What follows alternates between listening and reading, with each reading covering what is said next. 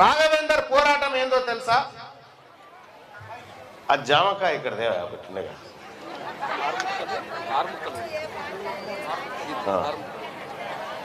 ఇది ఒక జామకాయ, అవునా? ఇది జామకాయ. మార్ గోర్మాటి ఎవరన్నా ఒక చిన్న పిల్ల ఉంటే ఇట్రా రండి. అమ్మారా నువ్వు ఇట్రా, ఎవడియా ఎవడు వరా.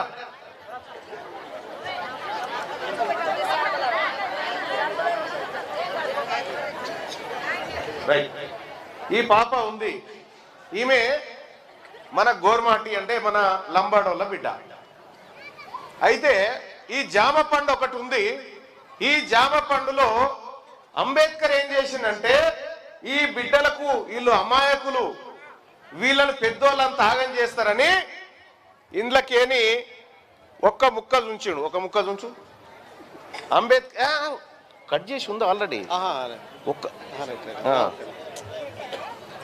ఇది మొత్తం 6 ముక్కలు ఉందిగా, ఒక ముక్క తీసి పాపకి ఇచ్చిండు. నువ్వు తిని బిడ్డ అని చెప్పినంటే మన లంబాడి వాళ్లకు మన ఎస్టీలకు ఈ పండులోంచి ఒక ముక్క ఇచ్చాడు, అవునా? నువ్వు బిడ్డ గీనె నిలవడు. ఈడనే మన సోదరుడు ఎంఆర్పిఎస్ అధికార ప్రతినిధి, జిల్లా అధికార ప్రతినిధి ఇక్కడ ఉన్నాడు, మన మాదిగోళ్ళ బిడ్డ. వాళ్ళకి ఏం చేసిండు అంబేద్కర్? వీళ్ళు కూడా అన్యాయం అయిపోతారు అని వీళ్ళకు ముక్క పంచాడు. 2 ముక్కలు పోయినాయి కదా. 2 ముక్కలు పోయిన తర్వాత ఇక్కడ మన బీసీలు ఉంటారు కదా, మన బీసీలకు ఒక ముక్క పంచింది. మన రాఘవేందర్కు ఒక ముక్క. ఇక ఇంట్లో ఎన్ని ఉన్నాయి? 3 ముక్కలు ఉన్నాయి కదా. ఈ 3 ముక్కలు ఎవరికట అంటే వాళ్ళకట. అరే మేము బీసీలం ఎక్కున్నాం రా, ఇక్కడ మా బీసీల దాంట్లో మనం అంతా సూదరోళమే కదా. సూదరోళం అంటే ఎరికేగా మనము, మా సూదరోళం ఎక్కున్నాం రా, మాకు గింతమంది ఉంటే గీ ఒక్క ముఖ్యాడ సరిపోతుంది రానేమో రాఘవేందర్ చెప్తా ఉన్నాడు. గింతమంది కడుపులు ఉన్నాయి, మాకు ఆకలి అవుతుంది, ఒక ముక్కతో మా కడుపు ఎట్లా నిండుతుందిరా అని చెప్తా ఉన్నారు. వీళ్ళు మోతాదు ఉన్నారు, ఒక ముక్క సరిపోయింది. వీళ్ళు మోతాదు ఉన్నారు, ఒక ముక్క సరిపోయింది. మరి మేము సగం పచ్చి అయితే తప్ప మా కడుపు నిండదనేమో రాఘవేందర్ చెప్తా ఉన్నాడు. రాఘవేందర్ చెప్తే ఆర్ కృష్ణయ్య గారు మేము అందరం కలిసి ఏం చేసినామంటే రాఘవేందర్ చెప్పింది కరెక్టే, ఈ ఒక్క ముక్కతో మా కడుపు నిండది, మాకు ఇలా 2 ముక్కలు కావాలి అని చెప్పి మళ్ళొక 2 ముక్కల కోసం కొట్లాడినాం. మళ్ళొక 2 ముక్కల కోసం కొట్లాడి రాఘవేందర్ చేతిలో పెట్టాడు. ఈ ఒక్క ముక్క మిగిలింది కదా, ఇది రెడ్డోళ్ళకి, ఇది రెడ్లకు వెలమదొరలకు ఈ ఒక్క ముక్క. ఎందుకంటే వాళ్ళు పిడికెడు మంది ఉంటారు కాబట్టి వాళ్ళకి నిండంగా సరిపోతుంది. ఇంకా వాళ్ళు కొద్ది మంది ఉంటారు కాబట్టి వాళ్ళకి సరిపోతుంది. మరి బీసీలం సుధరాలం చాలా మంది ఉంటాం కదా, సరిపోదు. కాబట్టి మేమంతా కొట్లాడి 2 ముక్కలు మళ్ళీ సంపాదించుకొచ్చి రాఘవేంద్ర చేతిలో పెట్టాం. పెట్టంగానే ఏమైంది? ఈ రెడ్డి ఆయన ఏమని చేసి నెరికేనా ఇది తిన్నాడు. ఈ ముక్క తిన్నాక ఇట్లా పట్టుకో వసంతమ్మ, ఈ ముక్క తిన్నాడు, అయిపోయింది. తిన్నాక ఏమంటాడంటే ఇది నాదే అంటుండు. మళ్ళా ఇది నాదే అంటుండు. నాదే అంటే అట్టెట్లా నీదవుతుందిరా?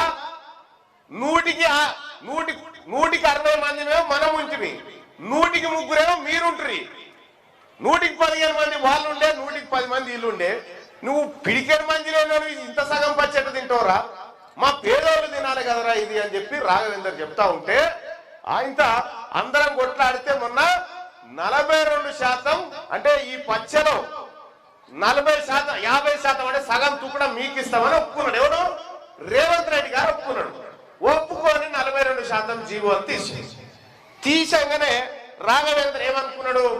అమ్మయ్య ఇక నా వల్ల కడుపు నింపొచ్చురా, నేను ఈ సగం పచ్చతోటి మా వల్ల కడుపు నింపొచ్చు, ఏళ్ళకైనా నుంచి ఉపాసం అంటున్నారు నా బిడ్డలు, కడుపు నింపొచ్చు అని చెప్పి ఆయన చేతుల పట్టుకున్నాడు. చేతుల పట్టుకోగానే ఈ పచ్చ తిన్నటువంటి రెడ్డి ఆయన ఏం చేసి నెరికేనా, ఇది మత్యమైనా సరే కానీ వీళ్ళు నోట్లోకి పోవద్దని హైకోర్టు కురికాడు. ఇది మట్టిలో పడ్డా సరే కానీ ఈ సూదరాలు తినొద్దు, వీళ్ళు తినొద్దు అని చెప్పి ఈ పచ్చను మళ్ళా గుంజుకపోయి హైకోర్టు కాడ పెట్టి అయ్యా వాళ్ళు ఎప్పటికీ మా కాళ్ళ కింద బతకాలి, మా తను అడక తినాలి, కానీ మా దాంట్లో వాటా ఎట్లిస్తారు వాళ్ళకు అని చెప్పి ఈ జామకాయను ఎత్తుకపోయి మళ్ళీ ఎడబెట్టిరు. కేసు వేసిన ఆయన ఎవరు? ఈ జామకాయ వాపస్ తేవాలని గుట్టంగారి మాధవరెడ్డి అని ఓ రెడ్డి ఆయన కేసు వేసాను. ఆయన వేయగానే మళ్ళీ ఇంకో రెడ్డి గారు వాదించినేమని ఎట్లిస్తారు బీసీలకు రిజర్వేషన్ ఎట్లా పోయినా సరే కానీ మీరు తినొద్దు అని చెప్పి కేసు వేస్తే ఒక రెడ్డి ఆయనేమో జీవో ఇచ్చిండు తీసుకోమని, ఇంకో రెడ్డి ఆయనేమో ఇది ఇయ్యొద్దని కోర్టుకు పోయిండు, ఇంకో రెడ్డి ఆయనేమో కోర్టులో వాదించి ఈ బీసీల నోట్ల మన్ను పోయాలి, ఈ ముదిరాజుల నోట్ల మన్ను పోయాలి, యాదవుల నోట్ల మన్ను పోయాలి, ఈ మన ఒడిరాల నోట్ల మన్ను పోయాలి, మన కురుమల నోట్ల మన్ను పోయాలని చెప్పి కేసు వాదిస్తే జడ్జి గారు కూడా ఎవరు మళ్ళా రెడ్డి ఆయన జడ్జి గారు ఏం చేసిందంటే చల్ ఇది మట్లే పోయినా పర్వాలేదురా అలా నోట్లేకి పోవద్దురా అని మళ్ళా వాపసు గుంజుకున్నారు. అర్థమైంది అతను నేను చెప్పింది? మళ్ళా మట్లే పోయినా పర్వాలేదు కానీ ఈ రాఘవేందర్ చెప్తున్న ప్రజలకు దక్కొద్దు, ఈ సూదరులకు దక్కొద్దు అనేది వాళ్ళ బాధ.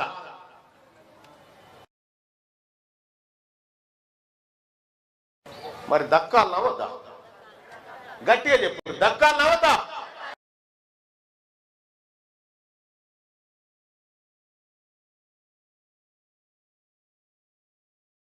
దక్కాలనుకునే ఆడబిడ్డలంత చేయలేవాడు చూద్దాం.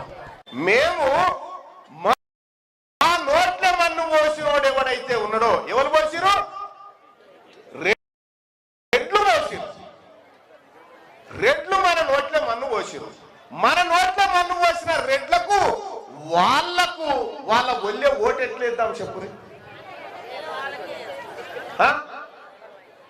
రాలే ఓట్ల నాడు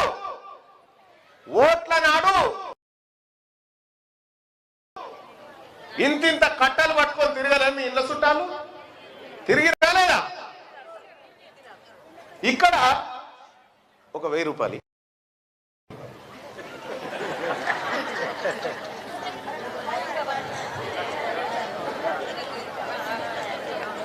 ఇగో ఇది 1000 రూపాయలు. ఈ 1000 రూపాయల నోటు, ఈ నోటు తీసుకొని ఇప్పుడు రెడ్డి వాళ్ళ ఇంటికి పోయి ఓటు కొనుక్కొస్తారా మీరు?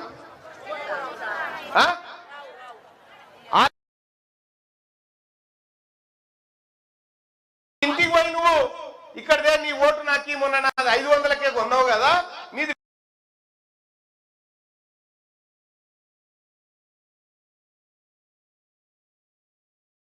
1000 రూపాయలు ఇస్తా నాకి అని అడుగు. మేము ఓట్లు అమ్ముకుంటామా? చెలాయించి మీరిచ్చిన బలంతోనే జామ పచ్చ కింద వారేసిరు. మీరిచ్చింది ఆ బలం, వాళ్ళకు ఓట్లేసి అవి అట్లా చేసిరు.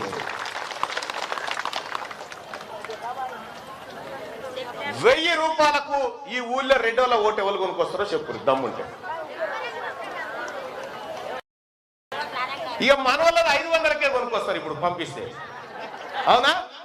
ఎందుకంటే వాళ్ళు ఓటు ఎందుకు అమ్ముకోరో తెలుసా?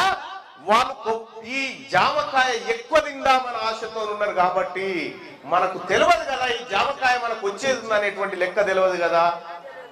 ఈ భూములు ఉన్నాయి, ఈ భూములు 100కి 50%, 100కి 100 ఎకరాలు ఉంటే 60 ఎకరాలేమో మన సూదరులకు రావాలి, 15 ఎకరాలేమో మన ఎస్సీలకు రావాలి, 10 ఎకరాలు మన గోర్మాటి మన ఎస్టీలకు రావాలి.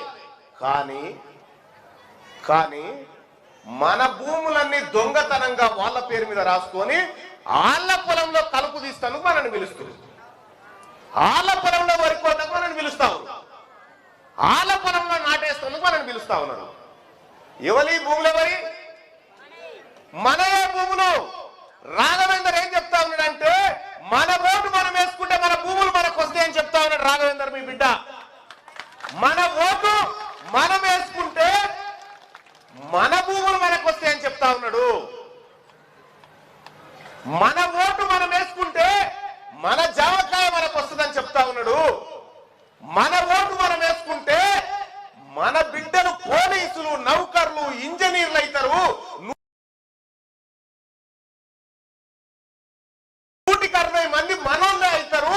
అని చెప్తా ఉన్నాడు రాఘవేందరు. కానీ ఆ రెడ్డి ఆయన ఏమంటాడు, మీ దగ్గర ఓటు కొనకపోయినా ఆయన ఎట్లా కానిస్తారా మీకు?